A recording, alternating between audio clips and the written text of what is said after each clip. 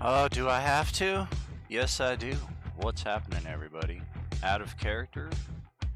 It is that time again. Role Playing Unlimited OOC.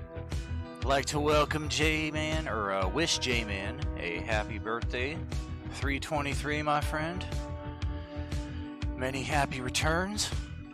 I am your host, Tragically HP, coming to you live from the 100th Meridian, where the Great Plains begin. And we've got a nice list of topics to cover here this early evening. An unexpected Thursday stream for a change. And I see here in the open table chat we have Evil Don chilling out. What's happening, man? Not much, just hanging out, catching your show, seeing if I could be of any assistance. Very cool. Yeah, we've got a nice list of topics here that we're going to cover here. We had a few responses between our Discord and Facebook groups here. Just a couple random questions that I had occur to me that we'll see just where things landed in that respect. Alright. Jumping right into it here. The first question, which I've kind of had on my mind for the last month or 5 weeks since our last Out of Character show, is what is the one form of media that you absolutely cannot do without? And just to provide a few examples, I had put down books, novels. To an extent, that would also include tabletop RPG books, D&D, music, video games, movies and TV shows. Those are kind of the four primary ones that I could think of, but if anybody had any other ideas, of course, they were welcome to add. We did have one addition to that, which is simply, you cannot make me choose. We had a few people cast their votes on that one. Let me see if I am able to tell just who voted on what. How dare you make me pick? Looks like our good friend Tink Arbel and Jake Preedy and Marilena Mendoza were all in the how dare you make me pick category. Don, how about you? What would be your response in that respect? Well, the thing is, I am a consummate gamer. So, one of the things that I would probably not be able to do without is my video games. And here's a good example of why. I went out and purchased on Amazon a device that hooks into my cell phone, because I have the Game Pass for Xbox. So it hooks into my cell phone, which has the controllers, so I can use my cell phone for my video games. And when I go to work, I bring my tablet with a controller so that when I'm on lunch, I can play video games. So there we go. Well, that's pretty ingenious. Let's see, as far as Westy Gamer was concerned, he said, I would prefer not to do without any. Given a choice of needing to drop one, I would choose books. And Sharena, the one form that she cannot do without, books. She can read books at any time, anywhere, so that is definitely the one she would not do without.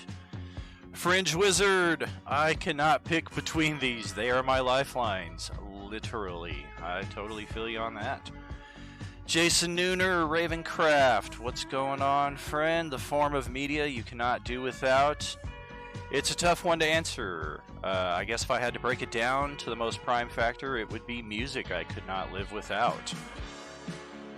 That is also a kind of popular answer here in the group. It actually was it looks like it was the second top answer as far as people who could not do without music, but if you take into account Jason's answer here, it's tied for first. I am not familiar enough with these icons to identify off the picture I took. I do apologize for that. I'll make sure to thank you on our Facebook page and link this video accordingly. Myself, music. Number one. Wild Bob also responded music as well earlier in our Discord. So I think that does officially take the lead in that respect, and his answer was pretty on par with mine. Gotta be music, couldn't get through work or driving around without music. Would be nearly as bad to lose all the rest, but music still sits at the top. And he, well, I guess that's answering a separate question, but that's kind of been my lifeblood since I was like 11, 12 years old, first got into music. Play video games, I'd have the volume on the TV down and my favorite music playing in the background. I'd still do the same thing today. I would stream my games accordingly if I was able to, but copyright stuff and all that, so that's why we have lovely Epidemic music here rocking us in the background. Right, and one of the things that we should also bring up too is how strongly everyone feels about their forms of entertainment. We have to realize that they are art. And a lot of times art is the first thing they want to cut whenever it comes to, you know, hey, do we need sports? Do we need art? Do we need this? Do we need that? And art is one of the first things that they always cut. And I encourage everyone out there, you know, find a local artist, go out there, listen to a local band that may have something new out there. Go to a First Friday or something like that and just support your local artists, because those are the people that help make everything that we're doing possible. Well said. I love that. And it is definitely important to emphasize how strongly people feel about their chosen media. And I think in everybody's case, even if they chose one over the other, it's probably safe to assume that all four of the examples that I provided are integral to people's daily existence. I mean, I got freaking books right here behind me, like at least 50 of them that you could see, and I choose music. So, of course, books are also huge in my life. Video games as well. If you're on the Discord page, you'll see I'll post a picture of the bookshelf of video games that I have that I'll probably never get around to playing. It's there's a lot of cool stuff out there, which I think can lead to a lot of indecision as far as what to do at a particular time. I think that's the con, but the pro is definitely a very healthy selection. And you know, I mean, because a lot of them merge together, like your let's take Final Fantasy, for example, one of your favorites, where would you say that the gameplay would be as good if it wasn't for good music going with it? Man, that is a solid point for sure. Final Fantasy is one of the few games that I do not turn the volume down for to listen to my own music, unless I'm grinding for hours in the same area, and it's kind of like, all right, these 5 songs are getting a little tedious. I'm going to listen to my own stuff.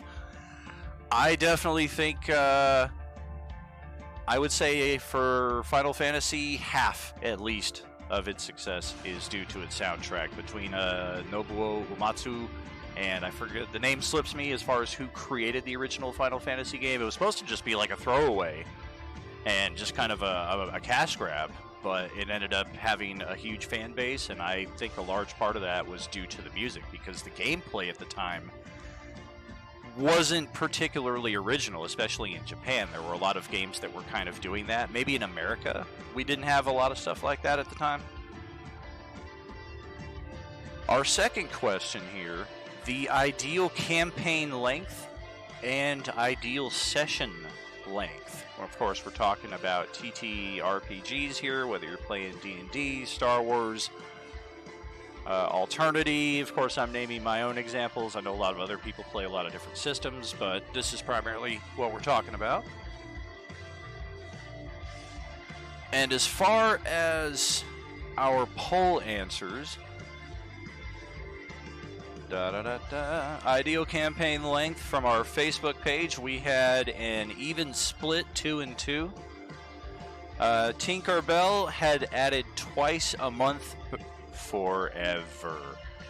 And I know she games with a steady group, I think on Sundays. I don't know if it's, I'm guessing it's bi-weekly since that's what she is proposing here. But I wonder if that's the concept. Like, have they been doing this for years and there's no end in sight? I mean, that's pretty cool in its own respect. I always try to kind of have an end for each campaign that we run, not necessarily planned out ahead of time, but at least kind of bookends for the story in general. And Poyoshi had added long campaigns with character arcs, which that is generally what I would prefer as well, I think. I think we had a strong success with that in our last few major campaigns, Pinnacle, Prosperity. Maybe not Prosperity so much, that was a lot of hack and slash, but Pinnacle and Gears, Griff's Guns particularly. A lot of sore feelings at the game table during that campaign, in and out of game, which I know was not everybody's cup of tea, but I kind of look at it as people wouldn't have been so passionate about it if they weren't so strongly invested in their characters and their character arcs.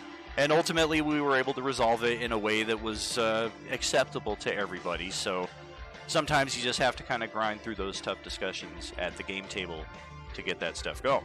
I know Don was part of that campaign. Right, and you are correct. I mean, it depends on the characters. It depends on the feel of the characters, the feel of the game. You've run some incredible games where there was a lot of character-driven stories, and it really sucked our characters into it and sucked us into our characters. And then you've run some hack and slash games where it's like, okay, I have 5 characters lined up. Let's just throw these, one at a time, boom, boom, boom, and But when you spend a lot of time in development on a character, and I played a lot of games with you and stuff, and a lot of them are really good lengths. It's usually about 3 to 5 years on some of these campaigns. And the cool part is that they do have a beginning, a middle, and an end. And it would be like, would you want to watch a movie that didn't have an ending or didn't have a good ending to? Very true. Very true. I know part of the reason why the campaigns tend to go as long as they do is because if we're talking 3 to 5 years, that might include 8 to 12 months of breaks for myself, because I tend to run games kind of seasonally, and when we get towards fall time I start getting that Zombie Apocalypse, Agent Orange itch, and we'll run that. We haven't been as quarterly with the games as we were a couple years ago, but I definitely know in that respect that we've played campaigns that have taken a lot longer in real time than they did necessarily if we were to just have run the thing from start to finish. It might have taken like 18 months or something instead of 3 years, so to speak. And and I do want to mention, and this isn't just to give you a swelled head or anything else like that, but I really like the way that you are running the open table games where new players are allowed to experience Dungeons and Dragons with experienced players, and everybody fitting in there. And I'm looking at this, and I could definitely see it developing into 3 different nights with 3 different casts of characters that are all pretty steady, and new people going out there and starting their own games, and basically just giving new life to a lot of these campaigns.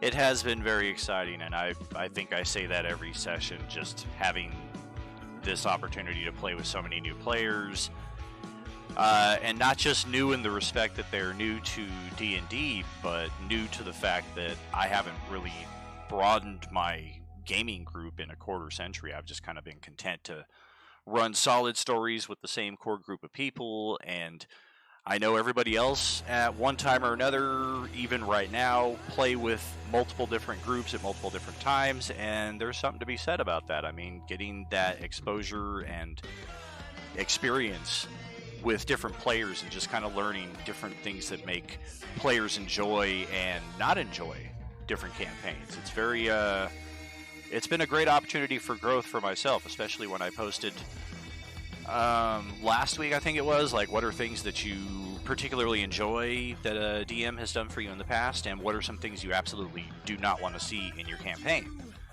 And everybody answered me in private, and one player was very just kind of frank about something that I was doing that wasn't a huge deal, but just kind of rubbed them the wrong way, and I was just kind of like, wow, you know, I hadn't even considered that. That's just an amazing way that this person presented it to me, and it wasn't accusatory or like, stop this or I'm done. It was very respectful, and I was able to just, I think over the course of this last week of Open Table Games, make some major adjustments in that respect. And I reached out to this person, and they were like, yeah, I noticed that you had made some changes. Breaking habits, of course, is not easy. And it definitely fills my heart for sure. The amount of players that have expressed their gratitude and love for the open table concept that we've been doing for the last couple months, it's truly been an honor, and it's truly been sorely needed. So I really appreciate all of you. Well, after gaming for 40 years myself, only 40 years, not the 85 that you put up on. But even after all of that, you know, there was a lot of stuff that I had to relearn with new people. And, you know, it's like biting my tongue and holding back from, you know, being the rules lawyer of the group to just cooling it down a bit to let the game flow at that particular point. Because, again, we've played with so many people, you know, with our group, with our core group for so often that everybody should know the rules. And that's why we felt comfortable with rules lawyering each other. Now it's a whole different sense of, you know what, Dan is going to allow what he's going to allow in the game, so let's let him rule, you know, run the rules the way that he wants to run the rules on that. Yeah, for sure. I mean, we've definitely taken Rule of Cool in a couple instances. If anybody's watched the shows, they might be like thumbing through their player's handbook like, can you do that? And it's like, well, no, obviously we've broken a few major rules.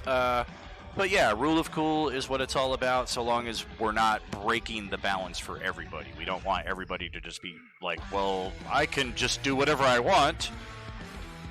But you want people to still enjoy themselves as well. So if there's a little bit of game breaking here and there, it's been a lot of fun. And you have you know, 6 to 8 people who all want to be the hero of the story. You know, and that's what they play for, is that, you know, when you play Dungeons and Dragons, you are in a story and you want to be the hero of the story. And I like playing, you know, at this point, I like playing more of a support role. It's like, I don't always have to get the finishing blow, but I will do the best, you know, strategies I can. I don't always have to grab the best treasure out of the thing, because I know you've got new people that are going to be grabbing up all this treasure and everything. So it's like, all right, I'm willing to hang back and be more of a support role in this. But it is also great watching people develop from, I've never opened up a D&D book, to, oh my god, I'm critical hitting and killing 2 different monsters. Right. Especially Blaze there, I want to say 3 weeks ago. He waited until after the session was over, and then he was like, this was my first time playing D&D. And I was like, what? I mean, obviously he had done some studying up on the book, knew enough to create his own character without any hand-to-hand assistance. Had a couple questions throughout that first session, but then afterwards was like, yeah, this was my first time. I really had a lot of fun. I was like, whoa! Great job, brother. Back to our ideal campaign session length. For Westy, he says it depends on the type of campaign and the scope of what you're going for. Having a campaign go for years can be amazing, but it's also fun to freshen it up with something different. Being someone who sits in front of a PC for work, game session for me is a very skewed answer. So I'm guessing he probably prefers something a little shorter in terms of the length of the game there. For Sharena, a game length of 1 to 2 months is ideal if we go into another adventure in the time frame. So Yeah, I think she's talking more about just the individual adventures that probably build up a campaign. Probably doesn't want to spend too much time on any one particular facet of a story. But ultimately, a longer campaign, she also had answered in the Facebook group, is something that she likes. For Fringe Wizard, he loves it when the sessions are about 3 to 4 hours. Can get a lot done that way. Yet to finish a campaign between one reason or another. He is going to be involved in 2 to 3 games a week. And for Mr. Nooner, ideal campaign session length. Ideally, he likes the campaign to last for years. At a minimum, he wants it to last at least 1 year. He wants to know, discover the character that he's creating. The ideal length for a session, about 6+ hours, but life gets in the way often. So at minimum, 4 hours preferably.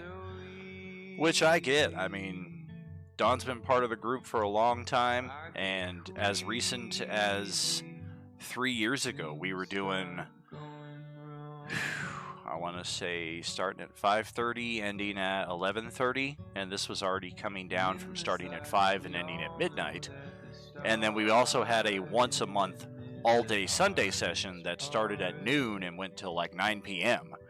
because there were just massive stories that I wanted to tell. I had, I think, 2 different groups of players that I were trying to kind of merge their stories, intertwine into one cohesive.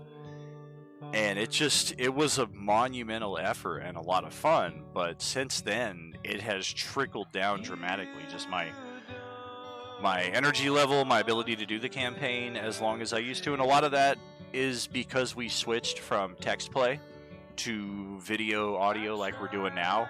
And especially once we started streaming, my ability to kind of be present like this on camera is definitely limited as well. Even for the open table games where I'm not on camera as much, it has a different toll on the overall energy level. I don't know why.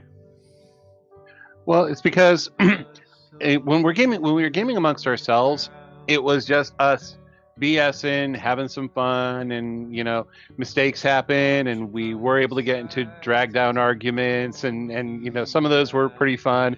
We had more picking on each other, because of the fact that it was just us. But now that we have an audience with us, we also have to think of the entertainment value to the audience, because no one's going to sit around and watch us bicker, and no one's going to join us in an open table format if they don't feel comfortable, or if people are arguing rules that we would have had fun arguing rules in the past. And you know what? We've all gotten older, and our jobs start earlier and earlier every single time. Very, very true. Although I'm not sure about people wouldn't tune in to watch us bicker. I kind of feel like if we got into like a full-blown DM versus table argument, like that shit could go viral. Do you want to do a poll on it for next time?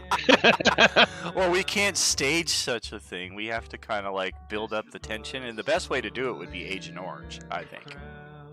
Oh yeah, because I hate Agent Orange. Yeah, everybody does. That's why we don't play it anymore. I can get like 1 person per campaign. That's why we do it like once every 3 years for 4 sessions. Well, it's like playing Minecraft with D&D rules. I mean, well, what is your answer to the question at hand there, Don? Ideal campaign length, session length. I like what we're doing now, the 2 hours. I mean, if we had the opportunity to go to a 3rd hour or so, or that would be okay and everything. 4 hours is at the edge of comfort, and then after that, it's basically you're taking up half a night, and but I like 4 hours would probably be maximum, unless it's like on a weekend. And the whole overall length, maybe about 2 years, again, with breaks in between, 4 different games and different scenarios and things like. I feel you on that. Largely, in respect to the getting older thing, I think that has kind of compressed the overall campaign length for myself, because I am just eternally coming up with new ideas for campaigns, and some of them I kind of consider, and I'm like, well, there's no need for this to be a campaign. This is something I can integrate into the existing story, or a story that I'm already planning. But there's still enough of them that I still want to complete. Agent Orange is far from done. Star Wars What If, the New Evolution, our superheroes, mutants, and mastermind story, that is far from done. And it's taking a good while for us to return to those, but I think largely that's because we've been doing the streaming, building our audience, and D&D is the primary way to do that. But I've polled a lot of the players as they enter the community. Well, some of them anyway, as far as what would your interest be in potentially playing Star Wars, zombie apocalypse, superheroes, etc. And gotten some good responses in that respect. So I'm pretty eager with that, so that there's no preconceptions about Agent Orange. I'll be able to kind of terrify people before they're like, oh, this is what I got myself into. F. Right, and and the reason I bring up the age is with greater age comes greater responsibilities. Again, I look at some of these 20-year-olds that join us and everything, and they're like, oh, yeah, I do this, and I do this, and I do this, and blah, blah, blah, blah, blah, blah, blah. And I'm like sitting there going, God, if I tried that, I would be dead right now. Yeah, it's a very simple life here for yours truly. I do stream a lot, and I am very public with my talents, I guess. But it's been a long time coming. These are things that I've kept very close to my tight group of friends for a good quarter century here. But I think for myself, this is kind of the result of the, as they say, midlife crisis, and especially just personal life, everything going on, trying to figure out like what kind of legacy, if anything, is going to be left behind. And I mean, these will be around for a while, and if anybody finds entertainment out of it, or even a little snippet of wisdom, then I'll consider job well done in that respect. And I also like the fact too, as part of this whole thing, and you open up this OOC to anybody who wants to drop on in and chat with us and everything. So, again, if you're watching on Twitch right now and you do have access to our Discord channel, come on in, have a seat, share some time and just share some love with us and such. We love to hear from people. Yes, we do. We like people. This is was one of my favorite questions to put down, and it's very simple, but there's a lot of interesting variance in the responses that can come out of it. Favorite thing about tabletop role-playing games, and of course, why?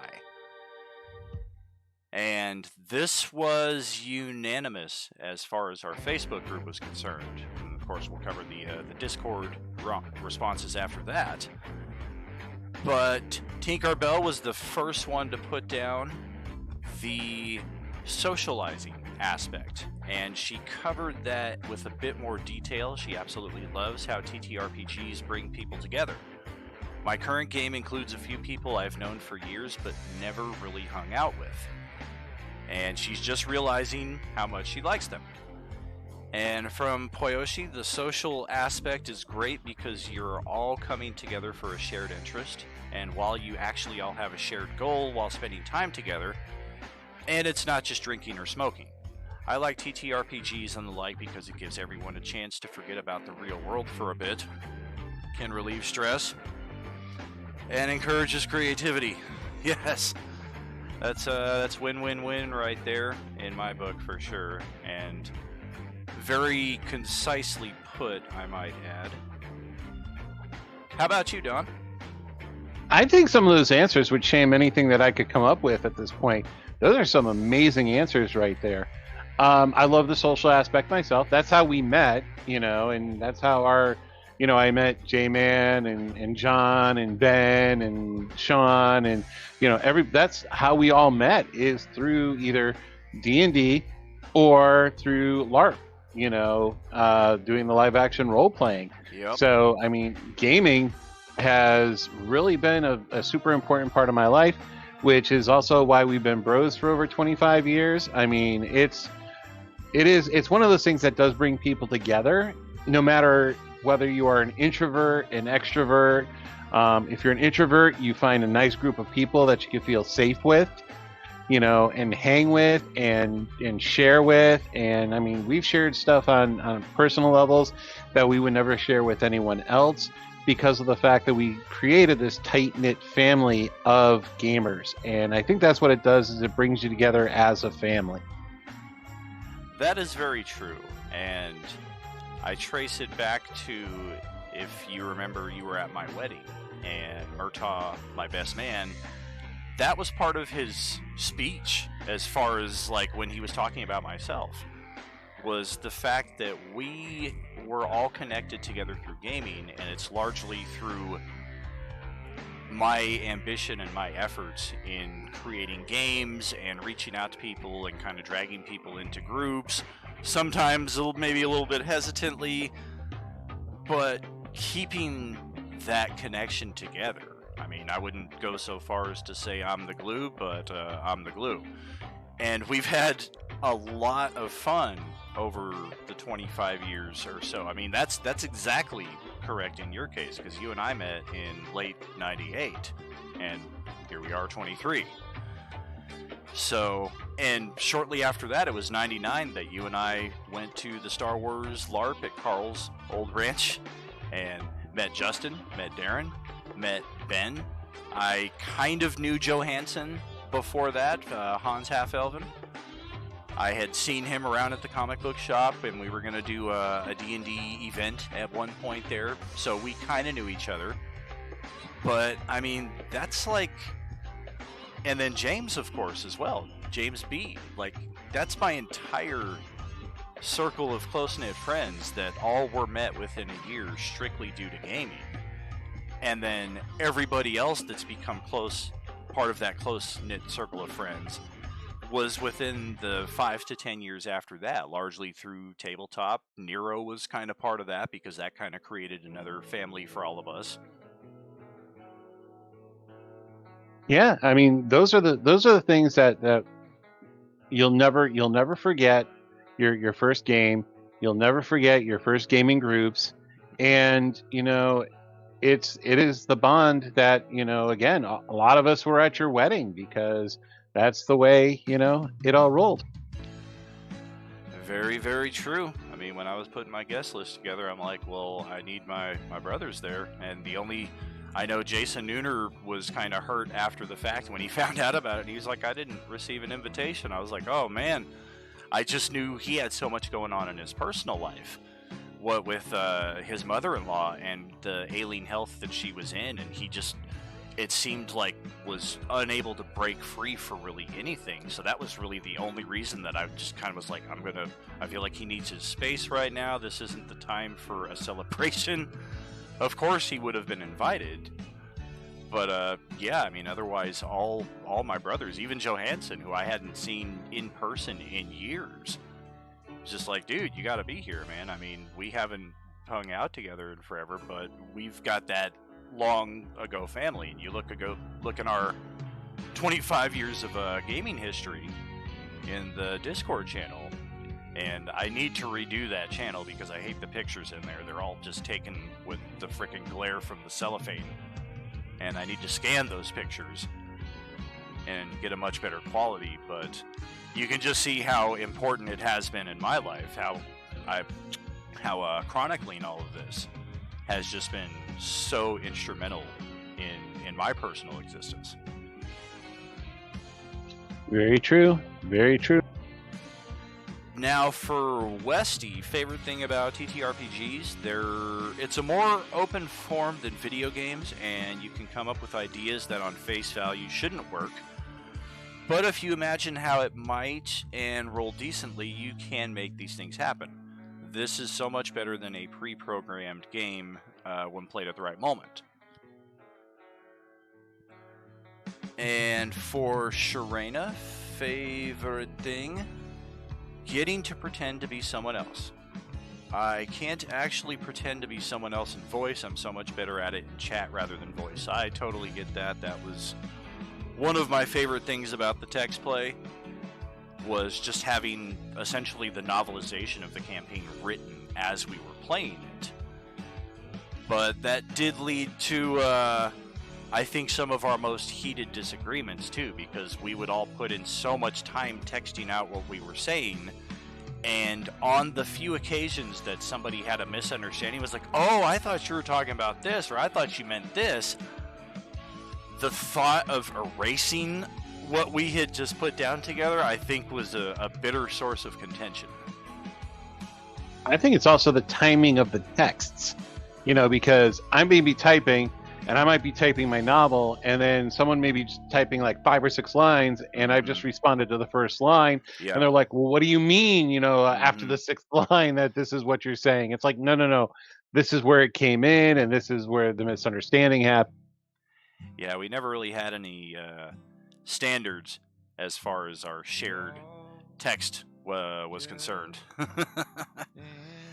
Now, for Fringe Wizard, favorite thing about TTRPGs, the community, the togetherness of it. I don't really have any friends in real life, so being able to do this is very important. I definitely feel you on that, man. If I did not have my close friends along with this game, it would be crushing. So we're very humbled and thankful you've decided to spend your time with us for a few hours a week. For Jason Nooner, favorite thing? At the moment, my favorite is Pathfinder 1E, favorite system. I really just stopped buying new editions. I don't have the time, money, and space to do much more than what I have. That being said, I have supported some other things in the last few months, especially Starfinder and Castles and Crusaders. Have not heard of the latter. I know a lot of people have pivoted away from D&D in the last few months due to some supposed outrage on behalf of one D&D. Almost everybody I know who runs a D&D stream did a talk show and an hour, 2-hour segment on it.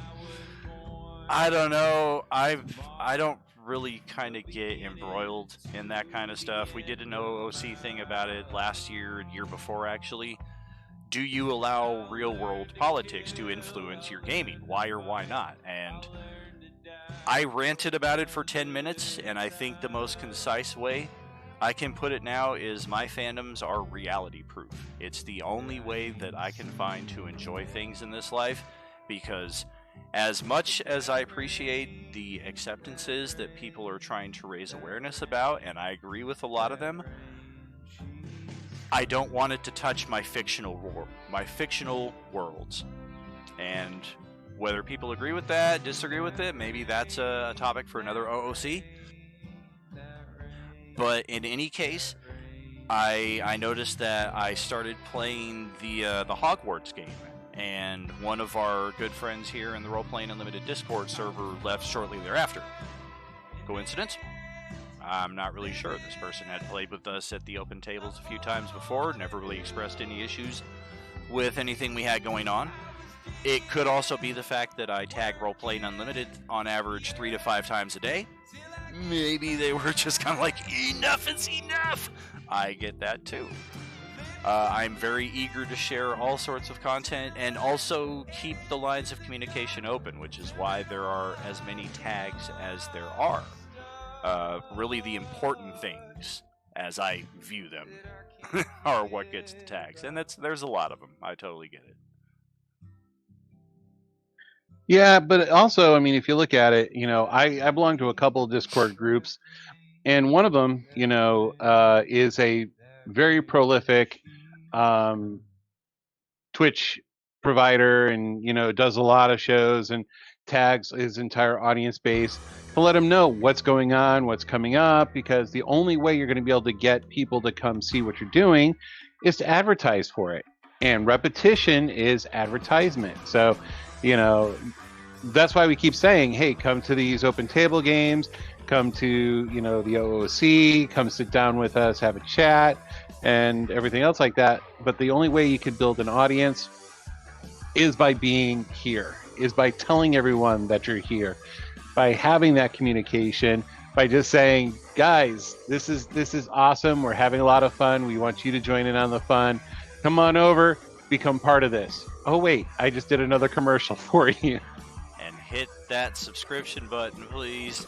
We need your support. Roleplaying Unlimited is so grateful for anyone who has done a subscription or an Amazon Prime subscription. It is how we maintain what we're doing here. The music that you're hearing, the setup that you see behind you here, the video quality, the stream lights, like everything. I could just go on and on.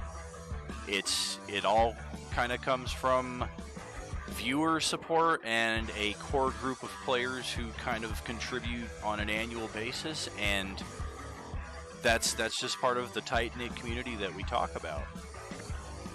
Now, the next question, I know I said the last one was one of my favorites, but of course, going back to the first one, media you cannot do without. Mine is music. Of course, I'm going to ask, what is your favorite music and or your favorite band? And we'll do this one backwards this time. Start with the Discord answers. For Jason Nooner, favorite music type is metal, industrial, goth. Favorite band just depends on how I feel at the moment. I know he's into a lot of the same bands that I am, some that are a bit, I don't want to say heavier, because I'm into some pretty heavy stuff, but some just that we don't necessarily see eye to eye on, vice versa. I know that I love Green Day. Jason's like, Green Day. So, I get it. Fringe Wizard, favorite music band and why? Right now, favorite group is Bad Flower. I describe like an adult version of MCR. Absolute favorite is System of a Down. They were my awakening to good music.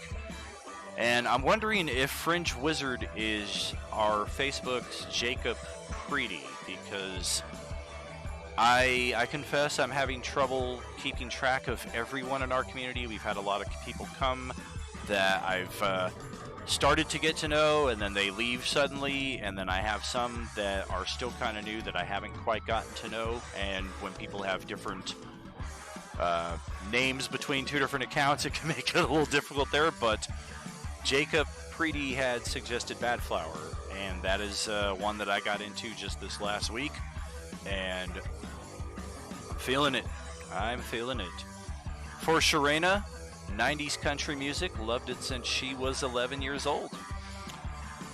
Traditionally, that is at the very, very bottom of my music enjoyment, but I do have a tiny place in my heart for it because my dad was into country music at that same point in time when it was getting hot and there were local bands here. He was part of one of them. They found a lot of great success, and I have in my collection of 13,000 plus songs, I think 9 country songs from that era. So there's a tiny little place in my heart for that. So I definitely can respect it.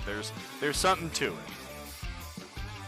For Westy Gamer, favorite music band and why? Really into Euro metal currently. Don't necessarily need to understand what they are saying, as the music is amazing without understanding the lyrics. Although a lot of those bands also release things in English. I get that. I'm into world music, and thankfully because of my favorite band, the Tragically Hip, which they're from Canada. They were arguably the biggest band in Canadian history. I found out about them on this very day that their lead singer passed away from brain cancer. And was just kind of mesmerized by the story of what they had done over 30 plus years, and their final tour actually going through this multi-city national tour while this lead singer is literally missing a piece of his brain and still putting on a hell of a damn show. And from that, because I think Wild Bob mentions this as well, because I had Spotify and listened to so much music at work, you kind of get these suggestions on other things that you're going to be into. And from the Tragically Hip, I got into other Canadian bands like Mother Mother, the Arcles, Matt Mays, Sam Roberts Band. I was already into Guess Who, Bare Naked Ladies. And then from there, Spotify kind of realized, well, he liked stuff that's outside of America. So I started getting Australian music, like Finnish music. I'd always been into him, but getting other Finnish music. And then Korashi from Iceland, Icelandic rap rock. It's just like, yeah, you don't need to understand what they're saying to really feel what they're doing. And Don, why don't you let us in on your secret there? I doubt it's much of a secret. I'm a huge Weird Al fan. I've been to all of the concerts when he's come into town. I just love his the music, the parodies that he does, the humor that he puts into all of those. A lot of the songwriters write songs to be very serious, and he takes them to a whole different level. As a matter of fact, popular opinion that Weird Al should be the next Super Bowl halftime show. Yes. Period. Yes. Abso-freaking-lutely. And not only that, his energy. He always just brings such great and positive energy. And that is something Right. I mean, I think we could use a lot of. yeah, he's one of those artists that you've never heard a bad thing about. Nothing. You've heard this little thing with him and Coolio about Amish Paradise, but that really didn't even go anywhere. It wasn't a huge thing. It was just he was upset, but Weird Al asked for permission from the record label. The record label said yes, so he went ahead and made it. Right. And then Coolio decided to have a big problem with it. Yeah, exactly. And rest in peace, Coolio. But I think I had heard that eventually they kind of made amends at some point after that, which I like to hear. True. There is an artist that had said no to Weird Al to do his songs, and Weird Al has never done one of his songs. Do you know who that is?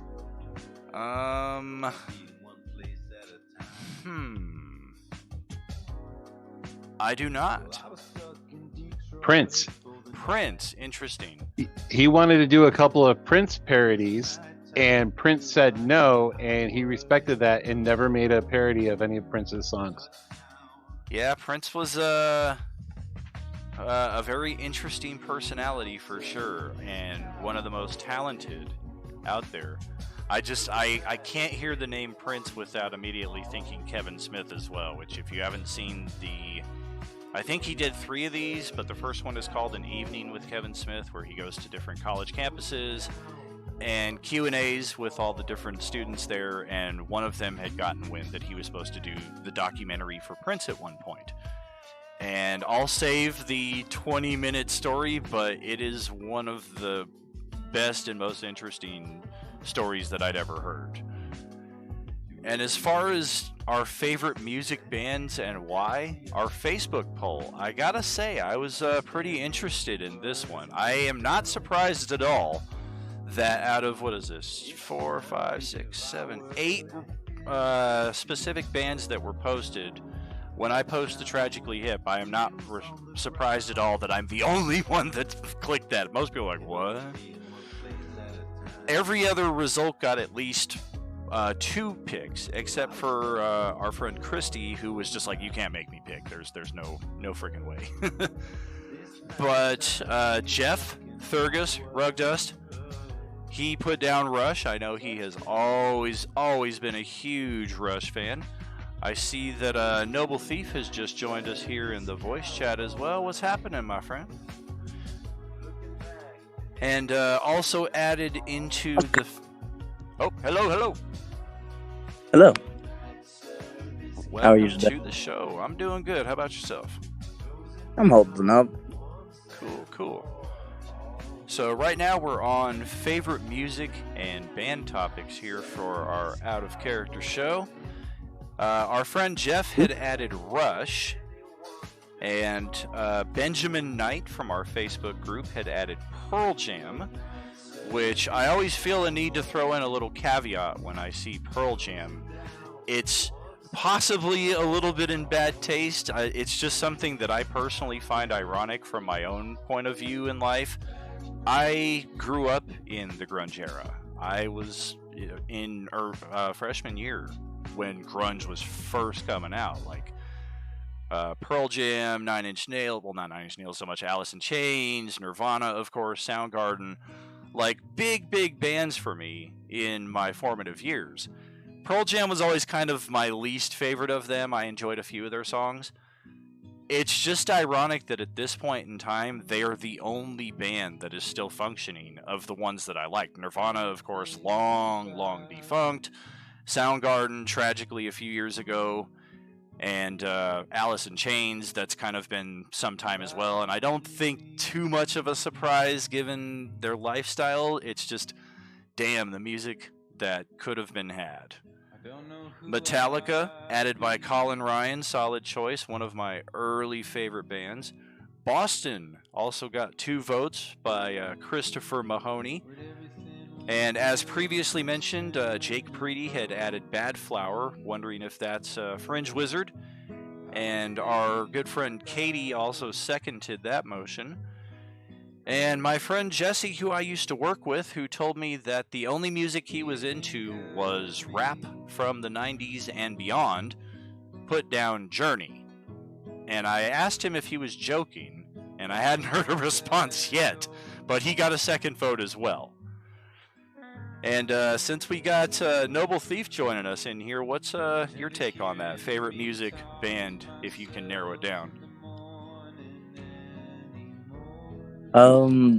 I've been enjoying a lot of newer music, but for a long time I was stuck in like early 2000s and before that for a very long time.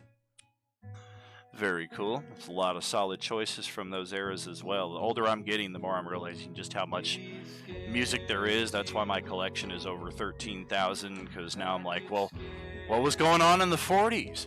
I kind of know what was happening in the 50s, but the 40s, you got the World War going on, so a lot of interesting stuff from that time. 60s was very solid for me in my teen years at the same time that I was into grunge, so it was kind of weird, like wearing like torn jeans and a flannel and then a Beatles t-shirt, which nowadays nobody would turn an eye at, but back then they were kind of like, what the heck is this kid doing? Now we are coming up on our second to last question here, gaming convention stories. I don't know that we got a lot of responses on this. I didn't see any in our Facebook group. Let me just double check. No. Nothing at all. And as far as Facebook, Westy, he's never really been the type of person to attend conventions. That's kind of where I've always been, but I've been getting an itch in recent years to where I'd really like to at least check out a couple of them. Although when Stan Lee was in my city for a con, I did attend and paid extra to get a picture with him, and this was a couple years before he passed, so that's definitely a solid memory. I think that's really cool. Sharena, never been to a gaming convention. Fringe Wizard, never been to a gaming convention. Jason Nooner, I feel, is like one of the few people who has been to a gaming convention, but accidentally forgot to answer that question. So, how about the two of you? Any gaming con stories? I haven't been to a gaming convention. However, I went to a Star Trek convention where some of the stars from Discovery were playing Dungeons and Dragons, and it was hilarious watching these guys play. I remember you telling me about that. I've actually been to a couple conventions myself, mostly anime conventions. Oh, sweet. Indeed. Any fun stories from those? Many youthful adventures. Very cool. I've definitely never been to a gaming convention. It's only over the past 3 years that my wife and I have started going to the Days of the Dead convention here in Vegas, which, of course, horror-themed convention. And if you're a horror fan, then it's the choice place to meet some big names in the field. That's cool as hell. Oh, yeah. We went just this last month. I got to meet Kane Hodder. got my picture with him. Got to meet Bam Margera. I guess he's in the horror field as well. I was like, CKY, are you kidding me? I'm going to go meet Bam Margera. Danielle Harris was there. The cast from the original Paranormal Activity. A lot of cool stuff going on there. We spent not the whole weekend. I think we did not end up going back Sunday, but Friday and Saturday we had some solid entertainment. So not a lot as far as the gaming cons are concerned. Different kinds of conventions for sure. Can meet some cool celebrities. I'm still hoping for Days of the Dead to bring like an entire Friday the 13th cast. That's my favorite horror franchise of all time. I was introduced to it at the tender age of 4, so it has definitely ingrained itself into my very being.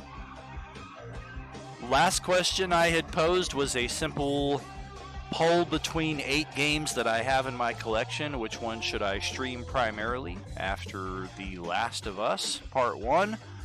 And I think most people thought the obvious choice was the one we should go with, and Last of Us Part 2 is what we're looking at.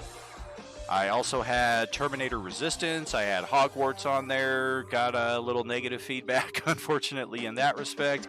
Final Fantasy VI, classic. Forspoken, got a single vote. Sons of the Forest, got a single vote, so definitely want to at least play these and tinker around with them at some point here in the near future. But Last of Us Part 2 will be the primary stream game, video game anyway, after I conclude Part 1. And hey, that concludes all of the questions that we had asked of our Facebook group, of our Discord family here. And we got some great responses, and I definitely appreciate Noble Thief and Grelix being here as part of the voice chat as well. Had a lot of fun here over the past hour. Tummy's starting to grumble and coming up on dinner time. So, in the meantime, wish you friends a good evening.